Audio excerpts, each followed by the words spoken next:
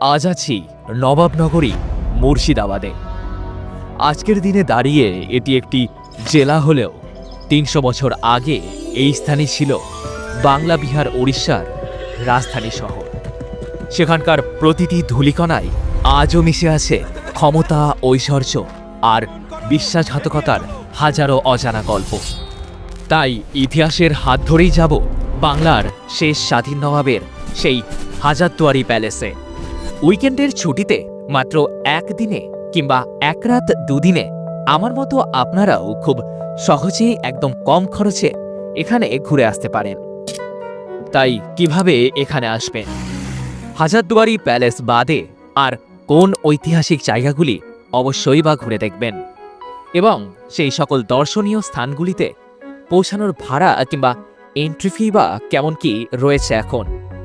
এছাড়াও হোটেল, খাওয়া দাওয়া এই সমস্ত কিছুই রয়েছে এই ভিডিওতে। তো চলুন ভিডিওটিতে একটি লাইক সেরে চোখ রাখা যাক বাংলার ইতিহাসের এক জীবন্ত দলিলে। ভারতের পশ্চিমবঙ্গ রাজ্যের মুর্শিদাবাদ শহরে ভাগীরথী নদীর পূর্ব তীরে 1837 খ্রিস্টাব্দে গড়ে উঠেছিল এই হাজারদুয়ারি প্যালেস। তো প্রথমেই আসি কিভাবে এখানে আসবেন। দেখুন, রেলপথ কিংবা সড়কপথ দুভাবেই খুব সহজেই আপনি এখানে পৌঁছাতে পারেন। যদি বাসে যান তবে কলকাতার ধর্মতলা থেকে প্রতিদিন প্রচুর সরকারি ও বেসরকারি বাস বহরমপুরের উদ্দেশ্যে ছেড়ে যায়, যার নন এসিতে ভাড়া 200 থেকে 400 এবং এসিতে 500 থেকে 1500-এর মধ্যে। তবে সবচেয়ে জনপ্রিয় ও সুবিধাজনক মাধ্যম হল ট্রেন। শিয়ালদহ স্টেশন থেকে দিনের বিভিন্ন সময়ে রয়েছে লালগোলা প্যাসেঞ্জার ট্রেন কিংবা মেমো, যার ভাড়া 40 থেকে 50 টাকার মধ্যেই এবং সময় লাগে 3.5 থেকে 4.5 ঘন্টা মতো। তবে করিমপুরে মামার বাড়ি থাকার সুবাদে আমরা সেখানে পৌঁছেছিলাম গাড়ি করেই। আচ্ছা, এবার আসি আপনারা মুর্শিদাবাদ ঘুরবেন কিভাবে। দেখুন, ট্রেনে করে আপনারা এখানে আসলে স্টেশনের বাইরে বেরোতেই দেখতে পাবেন টোটো স্ট্যান্ড, আর সেখান থেকেই 400 টাকা ভাড়া দিয়ে ঘুরে দেখতে পারেন হাজারদুয়ারি প্যালেস, কাঠগোলা বাগান এবং মতিঝিল পার্ক সহ একদিনে 7টি স্পট। আমাদের টোটো ভাইয়ার নাম্বার স্ক্রিন ডিসপ্লেতে প্রোভাইড করলাম। কিন্তু আবার অনেকেই পুরনো ঐতিহ্য স্মৃতিচারণ করতে ঘোড়ার গাড়ি করেও ঘুরতে ভালোবাসেন। তো তারা কেমন কি ফেসিলিটি প্রোভাইড করছেন তা একবার চলুন জেনে নেওয়া যাক। দেখাবে ঘোড়ার গাড়িতে, তাই তো? মানে একটু ব্যাপারগুলো একটু তুমি বলে দাও। এটা হচ্ছে নিউ প্যালেস, আচ্ছা। ওয়াসেফ আলীর মির্জার বাড়ি। ইনি এখানে শেষ নবাবি করেছিলেন, লাস্ট নবাব ছিলেন ওয়াসেফ আলী মির্জা। এ হচ্ছে হাজারদুয়ারির সমস্ত ঘুরিয়ে লাস্টে হাজারদুয়ারির গেটে নামাই আমরা। আচ্ছা, বাইরে দেখবেন চাঁদনি চক মসজিদ, রোড সাইড করে ডি বলে, এর মধ্যে মিনা বাজার বসতো সেই টাইমে, হিরে জহরাত মুক্ত পান্না বিক্রি হতো। এইটা হচ্ছে ইমামবাড়া, মহরমের 10 দিন খোলা থাকে, সারা বছর বন্ধ থাকে। এটা কোন 10 দিন খোলা থাকে? মহরমে থেকে চাঁদ ওঠে সেদিন থেকে শুরু করে টানা 10 দিন। আচ্ছা, বাইরে দেখতে হবে নবাবের বাগান বাড়ি, এর ভেতরে নাচমহল, চিড়িয়াখানা, সুরঙ্গ পথ, প্যালেস, মিউজিয়াম এইসব জায়গা। জৈন মন্দির, আদিনাথ পরশাদের মন্দির। বাইরে দেখবেন সিরাজদৌল্লা প্যালেস, একতলা দোতলা খোলা আছে। দেখতে পাবেন হাউস অফ জগৎ সেট, জগৎ সেটের প্যালেসে 2.5 টাকার নোট, 1.5 টাকার নোট, চুরি বসানো শাড়ি, মাটির তলে গুহা, যে আয়না, মুখ দেখা যায় না, এই সমস্ত জিনিসগুলো দেখতে হবে। নসিপুর রাজবাড়ি, এখানে হীরাবাই, নাচমহল, ফাঁসিঘর, মিউজিয়াম, আর্ট গ্যালারি এইসবগুলো। নসিপুর আখড়া, এখানে 22 মণ সোনা চাঁদির রথ, পেতলের রথ, কাঠের রথ, 80 টাকা দামের গাড়ি, 16 টাকার খাট দেখতে হবে। জগন্নাথ মন্দির, মির্জাফরের বাড়ি যা সিরাজকে মারা হয়েছিল, মির্জাফর পরিবারের 1100 কবরস্থান। নবাব মুর্শিদ কুলি খান মেয়ের জীবন্ত কবর, যে প্রতিদিন বাচ্চা ছেলেকে মেরে যে কলিজা খেত, কলিজাকে কি সমাধি। পারবো না যেতে মতিঝিল, আপনার গাড়ি চলে যাবে। এটা হচ্ছে খোশবাগ, গঙ্গার ওপারে সিরাজদৌল্লার কবরস্থান, জগৎবন্ধু, গঙ্গার ওপারে। এতগুলো জায়গা আছে সব জানা। এতগুলো জায়গা মোটামুটি কত টাকার মধ্যে হবে? যদি মনে করো সমস্ত জায়গাগুলো ঘুরবো, তাহলে আমাদের টোটাল জায়গাগুলো আছে, একটা প্যাকেজ আছে আমাদের, 1250 টাকা ভাড়া আছে, সমস্ত জায়গাগুলো ঘুরি। এবার যদি বলেন না আমি কেউ বাগান বাড়িটা বাদ দিয়ে ঘুরবো, তাহলে ভাড়া পড়বে 1000 টাকা। যদি বলেন কেউ জগৎ সেটের বাড়ি অবধি ঘুরবো, ভাড়া পড়বে 800 টাকা। যদি বলেন মির্জাপুরের বাড়ি অবধি ঘুরবো, ভাড়া পড়বে খালি 500 টাকা। কিছু আছে জায়গা আমরা রোড গাইড করে বলে দিই, সব জায়গায় ঢুকতে দেয় না, যে সমস্ত জায়গাগুলো 5টা জায়গায় টিকিট লাগে, বাকি সব জায়গায় ওগুলো তো পয়সা লাগে না। আচ্ছা, ভিডিও দেখে যারা আসছে, ঠিক আছে, এবার তারা তোমার নাম্বার চাইবে অনেকে, তো তোমার নাম্বারটা একটু প্রোভাইড করে দিলে। 9735 আচ্ছা 784254। আমরা হাজারদুয়ারি প্যালেসের পেছনের দিকটাতেই গাড়ি পার্কিং করে চললাম প্রথমে প্যালেস ঘুরে নিতে। এটি হচ্ছে ত্রিপুলিয়া গেট, যার অর্থ 3টি প্রবেশপথ। তারপর তা পেরিয়ে কিছু দূর এগোতেই প্যালেসের মূল প্রবেশদ্বার। এই যে খাদ্যদ্রব্য নিষেধ, মানে ভেতরে মনে হয় খাদ্যদ্রব্য আর এই ধূমপানটা নিষেধ। আর ঢুকেই কিন্তু এই যে মোবাইল টোবাইল রাখার জায়গা এবং এই যে টিকিট ঘর। আর আজকে মানুষটা দেখো জাস্ট। সময়টা শীতকাল এবং উইকেন্ডের দিন হওয়ায় আজ যেন মানুষের উপচে পড়া ভিড়। ভিড় ঠেলে সামনে এগোতেই সেই বিশাল অট্টালিকা, আর তার ভেতরে প্রবেশের টিকিট মূল্য মাথাপিছু অফলাইনে 25 টাকা এবং অনলাইনে মানে কিউআর কোড স্ক্যান করে 20 টাকা মাত্র। তবে 14 বছরের নিচে বাচ্চাদের জন্য আধার কার্ড দেখালে কোনোরূপ টিকিটের প্রয়োজন পড়বে না। আর হ্যাঁ, শনিবার থেকে বৃহস্পতিবার প্রতিদিন সকাল 9টা থেকে বিকেল 5টা পর্যন্ত এটি খোলা থাকে, কিন্তু শুক্রবার এই মিউজিয়াম সম্পূর্ণ বন্ধ। জেন্টসের টয়লেট এবং সামনের দিকে আছে লেডিসের টয়লেট। তো এখানে কিন্তু পেয়ার ইউজ টয়লেট না এগুলো। তো তারপর টিকিট চেকিং করিয়ে ভেতরে প্রবেশ। তৎকালীন নবাব নাজিব হুমায়ুন শাহ এই রাজকীয় প্রাসাদটি নির্মাণ করেন, যা পরবর্তীতে মানে 1985 সালে ভারত সরকার কর্তৃক হাজারদুয়ারি প্যালেস মিউজিয়াম রূপে সাধারণ মানুষের পরিদর্শনের জন্য উন্মুক্ত করা হয়। এই মিউজিয়ামের ভেতরে রয়েছে শতাব্দী প্রাচীন ঐতিহাসিক এবং প্রত্নতাত্ত্বিক সব অমূল্য নিদর্শন। এছাড়াও সেই আমলের যুদ্ধাস্ত্র, দুর্লভ সব তৈলচিত্র, নবাব রাজা থেকে শুরু করে ব্রিটিশ শাসনকালে ব্যবহৃত বহু ব্যক্তিগত সামগ্রী সযত্নে রাখা রয়েছে এই স্থানে। সাধারণত হাজারটি দরজার সমাহার থেকেই এই প্রাসাদটির নাম হয়েছে হাজারদুয়ারি। তবে মজার ব্যাপার হলো তার 900টি দরজাই নকল আর মাত্র 100টি আসল। মূলত শত্রুকে বিভ্রান্ত করতেই ইতিহাসের এই অদ্ভুত মায়াজাল তৈরি করা হয়েছিল। এই প্যালেসের ঠিক বিপরীত দিকেই রয়েছে ধবধবে সাদা এই স্থাপত্য, অর্থাৎ নিজামত ইমামবাড়া, যাকে অনেক পর্যটকই হাজারদুয়ারি ভেবে ভুল করে বসেন। এটি বাংলা তথা ভারতের বৃহত্তম ইমামবাড়াগুলির মধ্যে একটি, যা কেবলমাত্র মহরমের আগের 9 দিন এবং মহরমকে নিয়ে 10 দিন সাধারণ মানুষের উদ্দেশ্যে খোলা হয়। এছাড়াও এই হাজারদুয়ারি চত্বরে রয়েছে মদিনা মসজিদ, ওয়াচ্চাওয়ালি কামান এবং এই ক্লক টাওয়ারও।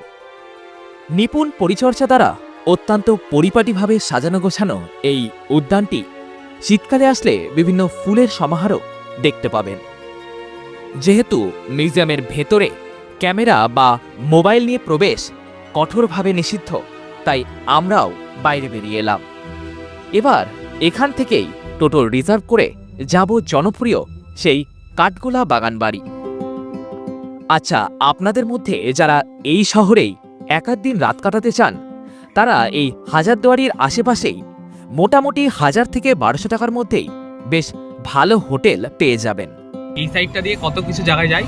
এই যে 7টা স্পট আছে: কাঠগোলা বাগান বাড়ি, জগৎ সেটের মিউজিয়াম, নসিপুর রাজবাড়ি, নসিপুর আখড়া, মির্জাফরের 1100 সমাধি, মির্জাফরের বাড়ির গেট, মুর্শিদ কুলিকার মেয়ে আজিম মন্নিসা বেগমের সমাধি। আলাদা করে কোনো গাইড না নিলেও আমাদের টোটো ভাইয়াই কিন্তু গাইডের মতো প্রত্যেকটি জায়গার গল্প খুব সুন্দরভাবে আমাদের বুঝিয়ে বলছিলেন।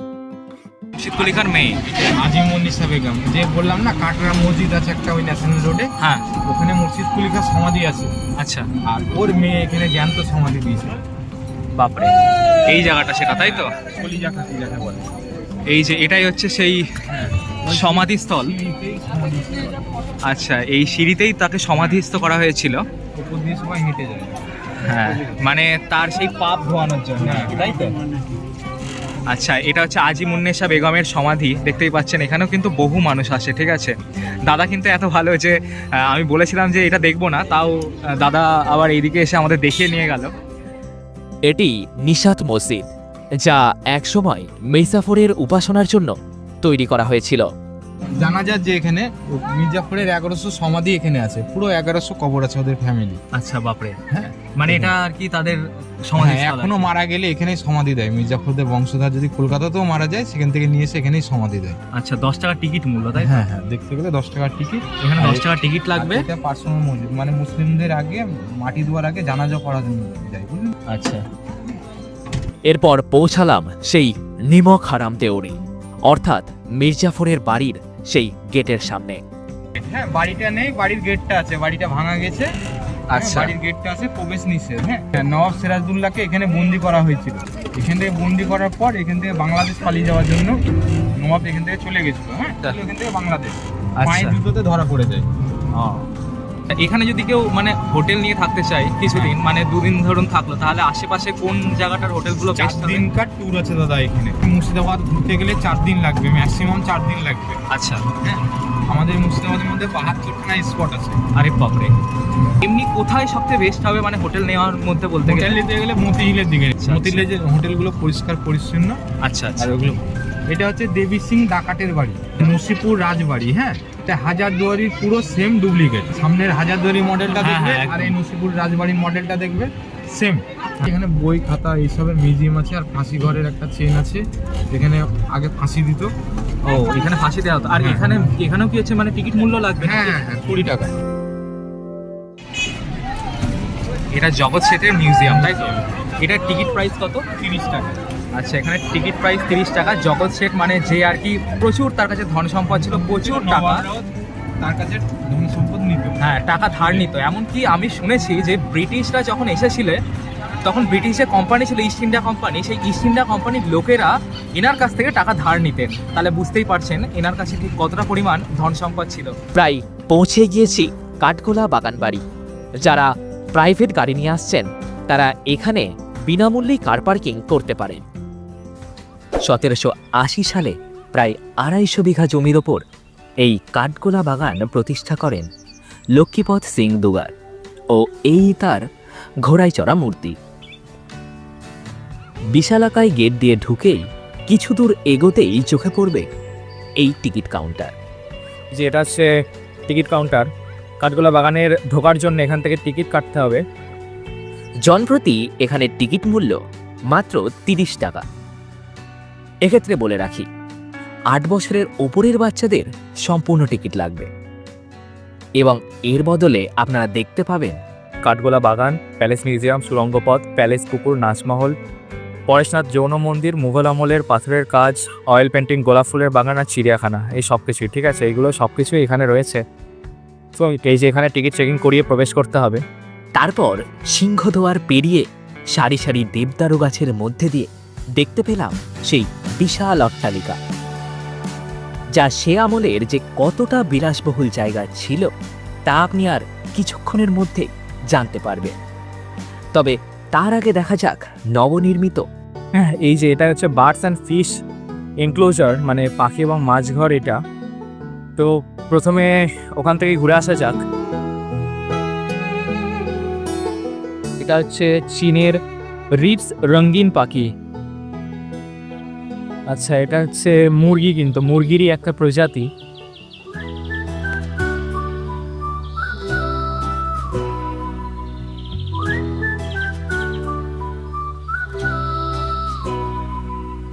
অপূর্ব যে স্বপ্ন বাড়ি শেখায়।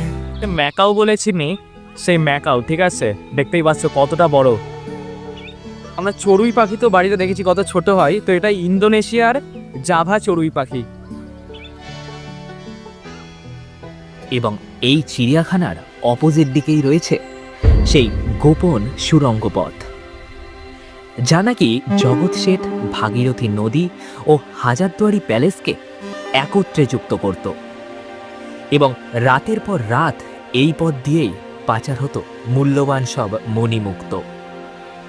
তবে আজকের দিনে ভাগীরথী নদীর জল সেখানে ঢুকে পড়ায় তা যাতায়াতের অযোগ্য হয়ে পড়েছে। এবং এটিই যে ভাগীরথী নদীর জল, তা আপনি নদীতে জল বাড়লেই এখানে এসে উপলব্ধি করতে পারবেন।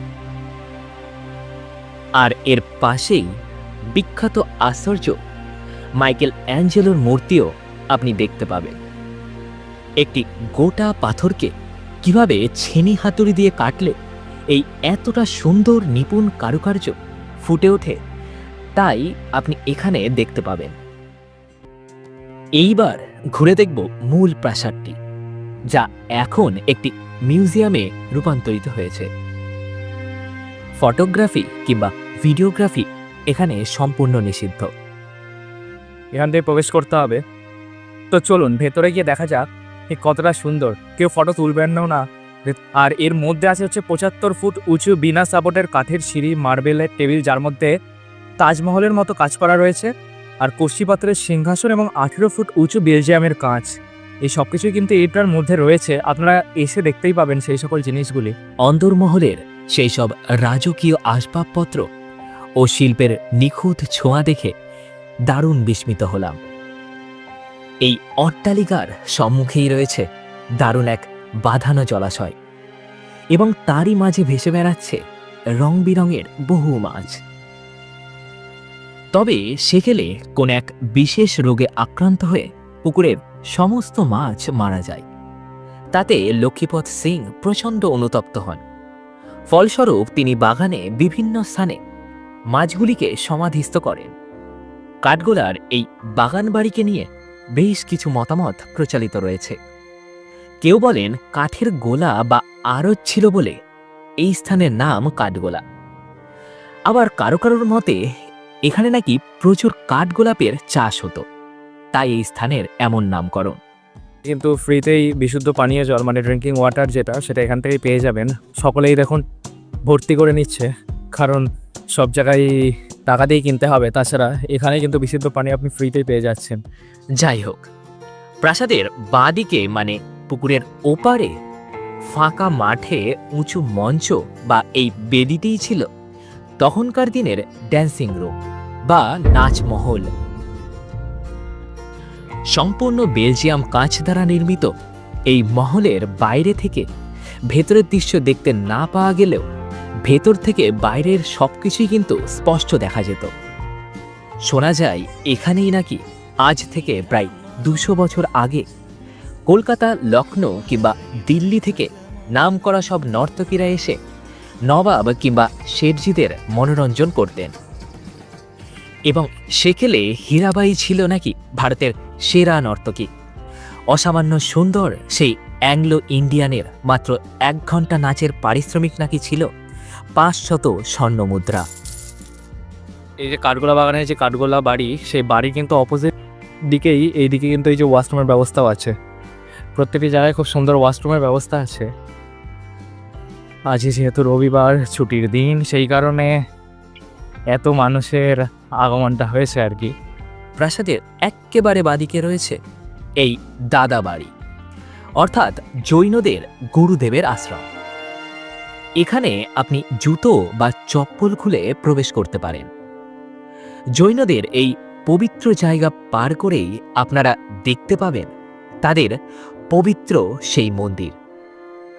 সাদা মার্বেল পাথর দ্বারা নির্মিত এই আদিত্যনাথ মন্দিরের ভেতরে রয়েছে জৈনদের 24 জন তীর্থাঙ্করের মধ্যে 3 জন তীর্থাঙ্করের মূর্তি। এই মন্দিরের কারুকার্য আজও আমাদের চোখে বিস্ময় জাগায়। পবিত্র এই স্থানের চারিধারে রয়েছে দারুণ সুন্দর রং বেরঙের ফুলের বাগান। তার কিছু নাম জানা তো কিছু অজানাও বটে। কত ফুল চারিদিকে দেখতেই পাচ্ছেন। এখানকার সুন্দর বাগান পরিচর্যা যেমন আপনাকে মুগ্ধ করবে, তেমন নতুন ব্যবস্থাপনাও ইদানিং আগত দর্শনার্থীদের দারুণ মনোরঞ্জন করবে। এই যে মতিঝিল পার্কের মধ্যে আমরা জানি বোটিং করতে পারি, কিন্তু তবে এই কাঠগোলা বাগানেও কিন্তু এই বোটিং করার সুব্যবস্থা রয়েছে। এবং এখানকার যে টিকিট মূল্যটা সেটা হচ্ছে পার পার্সন 25 টাকা করে। সময় লাগবে হচ্ছে মানে 15 মিনিটের মধ্যেই আপনাকে 25 টাকার বিনিময়ে 4 জন আপনারা এখানে বোটিং করতে পারবেন। ঠিক আছে, এই যে প্রচুর বোটও রয়েছে, খুব সুন্দর ব্যবস্থা।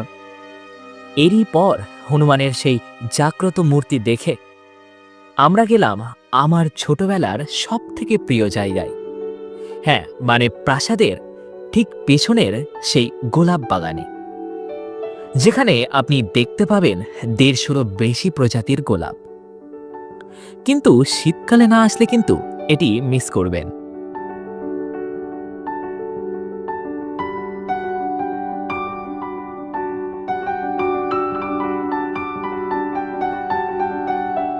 জায়গাটার কথা আমার খুব মনে পড়তো, মানে এই 4টে বছর, সেটা হচ্ছে এই জায়গাটা। তখন এর থেকেও বেশি ফুল গাছ এখানে লাগানো ছিল, আর এত সুন্দর গন্ধ বেরোতো এই রাস্তাটা দিয়ে যখন যেতাম। এই সোজা পথটা খুব সুন্দর, মানে চারিদিকে গোলাপ ফুল, তাজমহল থেকে শুরু করে সব রকমের গোলাপই কিন্তু বিদেশি গোলাপ আছে। কালের গণ্ডি পেরিয়ে এই বাগান বাড়ি আজ একটি শুধুমাত্র দর্শনীয় স্থান, আর এই স্থানে বছরের যে কোনো সময়ে আপনি আসতে পারেন। সাধারণত সকাল 8টা থেকে বিকেল 5টা পর্যন্ত এটি সকল মানুষের জন্য খোলা থাকে। তারপর সেখান থেকে বেরিয়ে টোটো করে আমরা ফিরে এলাম হাজারদুয়ারি প্যালেসের সামনে। এই যে একদম হাজারদুয়ারির গেট থেকে বেরিয়েই যেখান দিয়ে এন্ট্রি করেছিলাম তার পাশে অনেক কিন্তু হোটেল আছে, যেরকম এই যে এই হোটেলটাতেই সকলে খাচ্ছে এবং আমরা এখান থেকে খেয়ে নিলাম। এখানে কিন্তু ওই সবজি ভাত কোনো জায়গায় 50, কোনো জায়গায় 60, কোনো জায়গায় 70, তো আমরা এই জায়গাটায় খাচ্ছি 70 টাকা দিয়ে, এবং তার উপরে মাছ 110, 120 এরকম। মানে হোটেলের দাম একটা হোটেল অনুযায়ী ভ্যারি করছে। এবার আপনারা খেয়ে নিতে পারেন। চাইলে আপনারা এই বাজার থেকেই সূক্ষ্ম কারুকার্য করা ঘর সাজানোর সব শৌখিন জিনিসপত্র বাড়ির জন্য নিয়ে আসতে পারেন। পাশেই বয়ে চলেছে ভাগীরথী নদী, আর এই সকল টিকিট ঘরগুলি থেকেই 5 টাকা দিয়ে নৌকা পার হয়ে নদীর ওপারে ঘুরে দেখতে পারেন বেশ কিছু উল্লেখযোগ্য স্পট। দেখতে পেলাম এই ওয়াসিফ মঞ্জিল প্যালেস। নীল আকাশ প্যালেসের সৌন্দর্যকে আরও বহুগুণ বাড়িয়ে দিয়েছে। যাই হোক, গাড়ি নিয়ে সেখান থেকে বেরিয়ে মিনিট 15-র মধ্যেই পৌঁছালাম মতিঝিল। বাইকে 10 টাকা, টোটো 20 টাকা, আর গাড়ি হচ্ছে 50 টাকা, বললো 30 টাকা। ঠিক আছে, তো এখানেই পার করলাম। আর এখান থেকে বেরিয়ে এই যে মতিঝিলের পাশেই একদম আমরা পার্ক করলাম। এখানে কিন্তু দারুণ দুপাশ জুড়ে একদম মেলাও বসেছে, দেখতেই পাচ্ছেন। বিভিন্ন মুর্শিদাবাদের বিভিন্ন জিনিসপত্র, যেরকম এই কাঠগোলার কামান, বিভিন্ন হাতের কাজের, বিভিন্ন কাঠের কাজের বিভিন্ন জিনিসপত্রই কিন্তু এই বাইরেটাই আপনারা দেখতে পাবেন। এগুলো আপনারা বাড়ির উদ্দেশ্যেও নিয়ে যেতে পারেন। এই মতিঝিল পার্কেও কিন্তু টিকিট লাগবে, তো টিকিট কেটে এখান থেকে আমরা প্রবেশ করবো। এইবার এই যে টিকিট কাউন্টার, ভিডিওটা পজ করে একবার দেখে নেবে। আর কি কি নিষিদ্ধ, এই জিনিসগুলো কিন্তু নিষিদ্ধ, যেরকম মদ্যপান বা মদ, এইসব জিনিসগুলো কিন্তু সম্পূর্ণ নিষিদ্ধ। তো আমরা মোট 6 জন এসেছিলাম এবং 180 টাকার টিকিট নিল, মানে 30 টাকা করে পার হেড। এখানে টিকিট চেকিং করিয়ে প্রবেশ হবে। এই মতিঝিল সপ্তাহে 7 দিনই সকাল 11টা থেকে সন্ধ্যা 7:30টা পর্যন্ত সকল জনসাধারণের জন্য খোলা থাকে। বাচ্চা থেকে বড় সকলের কাছেই এই জায়গা কেন এত প্রিয় তা আর কিছুক্ষণের মধ্যেই আপনারা জানতে পারবেন। গেট দিয়ে প্রবেশ করেই কিছুটা এগোতেই বাঁ দিকে সামান্য উঁচু একটি বেদির ওপরে দেখতে পাবেন এই মীর মদন কামান। ওলন্দাজ সরকারের পক্ষ থেকে এই বিশাল কামানটি আলীবর্দী খাঁকে উপহার দেয়া হয়েছিল, এবং এরই বিপরীত দিকে রয়েছে ওয়াশরুমের ব্যবস্থাও। তারপর আমরা দেখলাম মুর্শিদ কুলি খাঁয়ের মূর্তি। সম্রাট ঔরঙ্গজেব তাকে গভর্নর এবং বাংলার দেওয়ান হিসাবে নিযুক্ত করলে তিনি 1702 খ্রিস্টাব্দে রাজধানী ঢাকা থেকে মুকসুদাবাদে স্থানান্তরিত করেন এবং রাজধানীর নতুন নামকরণ করেন মুর্শিদাবাদ। তবে আপনাদের মধ্যে কারা আজও এই শহরেরই অংশ তা কমেন্টে জানাতে আমাকে ভুলবেন না। কিন্তু এই প্রকৃতি তীর্থে সময় কাটানোর জন্য রয়েছে দারুণ কিছু মজাদার অ্যাক্টিভিটি। বাচ্চাদের জন্য মিকি মাউস ট্রাম্পলিন, আর বড়দের জন্য রয়েছে টয় ট্রেন কিংবা স্পিড বোট রাইড। পার্কের মধ্যেই ওয়াশরুমের পাশে এই কাউন্টার থেকে মাথাপিছু নির্ধারিত ভাড়া দিয়ে এই অ্যাক্টিভিটিগুলি আপনারা করতে পারেন।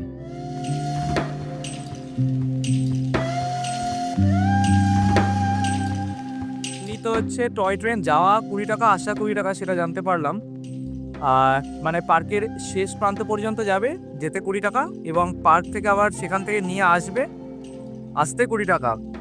এবং এখান থেকেই আপনারা দেখতে পাবেন সেই সুবিশাল উদ্যান, যা কিনা ওয়েস্ট বেঙ্গল ট্যুরিজম দ্বারা এক্কেবারে ঢেলে সাজানো হয়েছে। এবং তারই শেষ প্রান্তে রয়েছে 1757 খ্রিস্টাব্দে পলাশীর উদ্দেশ্যের সেই ঐতিহাসিক যাত্রার একটি অনবদ্য রেপ্লিকা। তবে সেখানে আমরা যাব পার্কের একদম বাদিক বরাবর। আগে ঠিক মতিঝিল এতটা সুন্দরভাবে সাজানো ছিল না, এখন বলতে পারো সম্পূর্ণ মতিঝিলকেই পুরো ঢেলে সাজানো হয়েছে। সারা বছরই মানুষের আনাগোনা এই পার্কটিতে থাকলেও তা সর্বাধিক হয় শীতকালে। এবং এখন কিন্তু মতিঝিলের মধ্যেই পিকনিকেরও, মানে শীতকালে পিকনিকেরও বেশ ব্যবস্থা রয়েছে। পিকনিক বলতে কি, আপনারা বাড়ি থেকে কিছু খাবার নিয়ে এসে এখানে বসে খেতে পারেন। তাই বলে আমিষ খাবার নিয়ে আসবেন না, নিরামিষ খাবার নিয়ে আসবেন এবং কিছু ফেলবেন না এখানে, ব্যাস। ওই যে দেখতে পাচ্ছেন ট্রেন চলে যাচ্ছে, ওই যে ট্রেন চলে যাচ্ছে। তো এখানে কিন্তু পাশেই কিন্তু রেল স্টেশন। এই যে এখানে হচ্ছে বোট রাইডের অ্যাভেলেবেল আছে, তবে এখন খোলা নেই, এটা অন্য সময় হয়তো খোলা হবে। প্রথম থেকে একদম শেষ প্রান্তে নিয়ে যাবে এবং নিয়ে আসবে, তাতে 100 টাকা। ঠিক আছে, ওটা কোনো একটা কিছু গোলযোগের কারণে ওটা এখন বন্ধ আছে, ওটা আবার কিছুদিনের মধ্যেই চালু হবে, তখন আপনারা আবার, তো এটা কিন্তু বেশ ভালো লাগে, ওটা আপনারা ট্রাই করতে পারেন। দেখুন আপনাদের যখন আপনারা আসছেন তখন যদি চালু হয়ে গিয়ে থাকে তবে সেটা খুবই ভালো।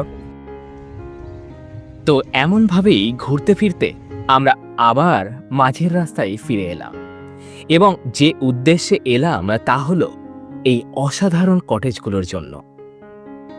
দূর থেকে দেখে কিছুটা সময়ের জন্য তো মনেই হয়েছিল বাইরের দেশেই কি চলে এলাম, তবে না, নতুনভাবে প্রকৃত তীর্থ সেজে ওঠার পরে এখন আপনারা চাইলে এখানে থাকতেও পারেন।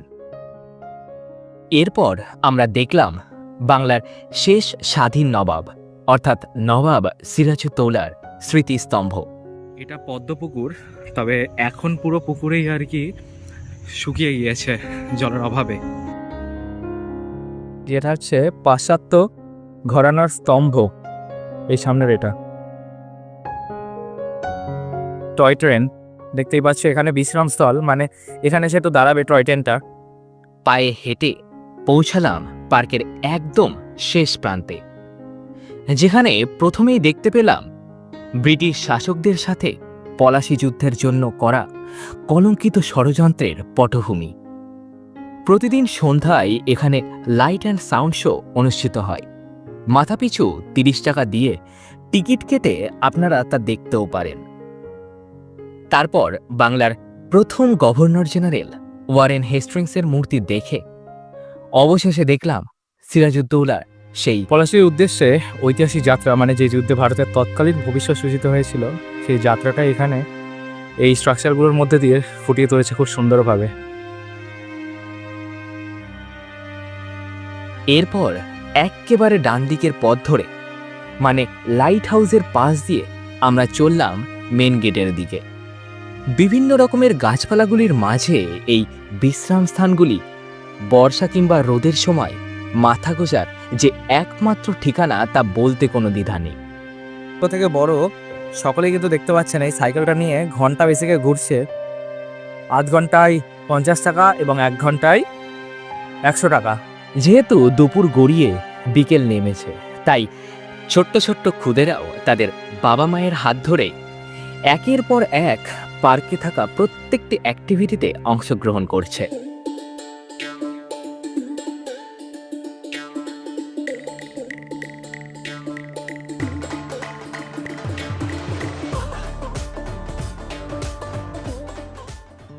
এভাবেই সমস্ত জায়গাগুলি ঘুরে দুপুর 3:22 কিংবা রাত 7:07 ট্রেন ধরে আপনারা পুনরায় ফিরতে পারেন কলকাতা।